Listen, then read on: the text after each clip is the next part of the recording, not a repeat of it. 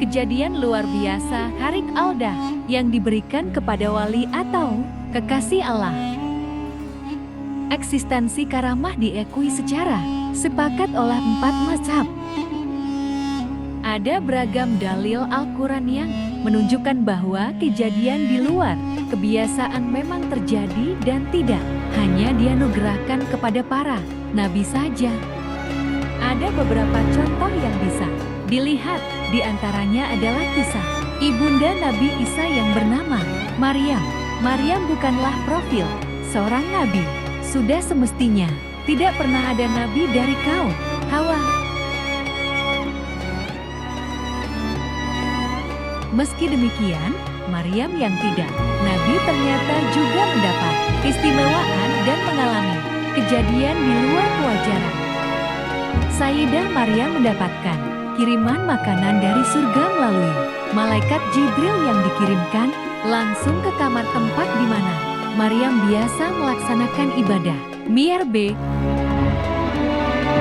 Sampai Nabi Zakaria saat memasuki ruangan tersebut merasa heran. Bagaimana bisa buah-buahan yang biasanya berbuah di satu musim kemarau saja atau musim hujan saja hadir dalam satu waktu, juga padahal tidak ada seorang pun yang memasuki tempat ibadah Maryam.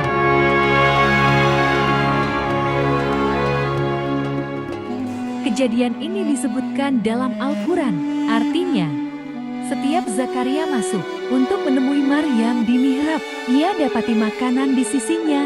Zakaria berkata, "Hai Maryam, dari mana kamu memperoleh makanan ini?" Maryam menjawab, "Makanan itu dari sisi Allah." Qs Relai Imran 37.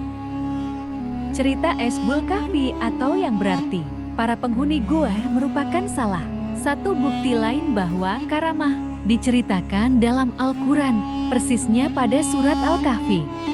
Dalam kisahnya, ada 7 orang pemuda yang lari dari kejaran raja zalim bernama Dikianus. Kemudian, mereka tidur di dalam sebuah goa selama 309 tahun lamanya. Selain itu, mereka dikisahkan bisa berbincang-bincang dengan anjing yang menyertai mereka. Tentu hal yang seperti ini tidak terjadi secara kebetulan, melainkan atas kehendak Allah Subhanahu wa Ta'ala. Ashif bin Barqiyah adalah salah satu orang syalik, bukan nabi. Ia hidup di masa Nabi Sulaiman.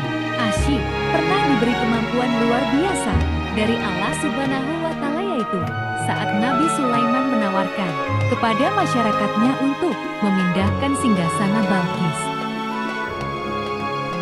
Jin Ifrit mengaku ia mampu memindahkan singgasana yang dimaksud ke hadapan Sulaiman sebelum majelis yang sedang berlangsung dari pagi hingga siang tersebut bubar.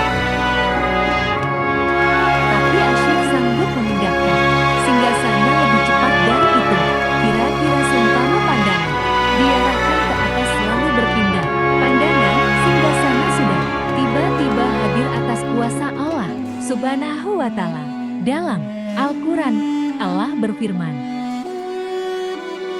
artinya, berkatalah seorang yang mempunyai ilmu dari Alkitab, "Aku akan membawa singgasana itu kepadamu sebelum matamu berkedip." Maka tatkala Sulaiman melihat singgasana itu terletak di hadapannya, ia pun berkata, "Ini termasuk kurnia Tuhanku untuk mencoba aku. Apakah aku bersyukur atau mengingkari akan nikmatnya? Dan barang siapa yang bersyukur, maka sesungguhnya dia bersyukur untuk kebaikan dirinya sendiri, dan barang siapa yang ingkar, maka sesungguhnya Tuhanku Maha Kaya, lagi Maha Mulia." Qs Naml 40. Karamah selain dalam Al-Quran juga disebutkan dalam cerita para sahabat. Di antaranya adalah cerita Sayyidina Umar. Dalam sebuah khutbah Jumat yang disampaikan Umar, tiba-tiba Umar mengatakan, "Wahai pasukan, hati-hati, hindari gunung itu, waspadalah." Di waktu yang sama persis, pasukan pasukan perang yang sedang berada di gunung pada negara yang jauh. Di sana mendengar peringatan Umar. Hal ini menunjukkan dua karomah Umar. Pertama, Umar tahu posisi pasukan dan musuh yang tidak kasat mata. Kedua, suara Umar yang secara normal hanya terdengar di dalam masjid atau orang-orang yang berada tidak jauh darinya. Namun kali ini suaranya bisa tembus, melesat sangat jauh antar negara. Bukankah ini yang dinamakan karomah? Yang perlu menjadi catatan penting, kejadian luar biasa yang dimaksud di atas adalah kejadian yang tidak lazim. Kalau membahas antara biasa dan luar biasa, semua ciptaan Allah adalah luar biasa. Hanya saja karena biasa dilihat orang, maka banyak yang menganggap menjadi biasa. Kita tetap harus meyakini itu luar biasa. Allah menciptakan hujan atas segala keunikan yang luar biasa hebat. Namun, karena kita biasa menyaksikan, kita pun mudah menganggap itu adalah hal biasa. Begitu pula kita menyaksikan Allah tidak malu membuat nyamuk sebagai perumpamaan.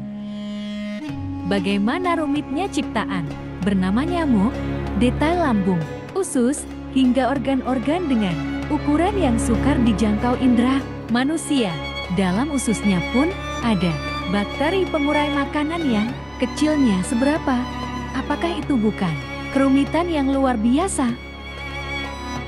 Tapi karena kita biasa menyaksikan dan kurang meneliti secara mendalam, maka kita akan menganggap itu adalah hal yang biasa. Sekali lagi, mujizat, karamah atau kejadian di luar itu adalah ciptaan Allah yang luar biasa. Namun perlu pula dicatat bahwa kejadian-kejadian biasa di sekitar kita pun sebenarnya luar biasa. Hal-hal itu terlihat tidak biasa,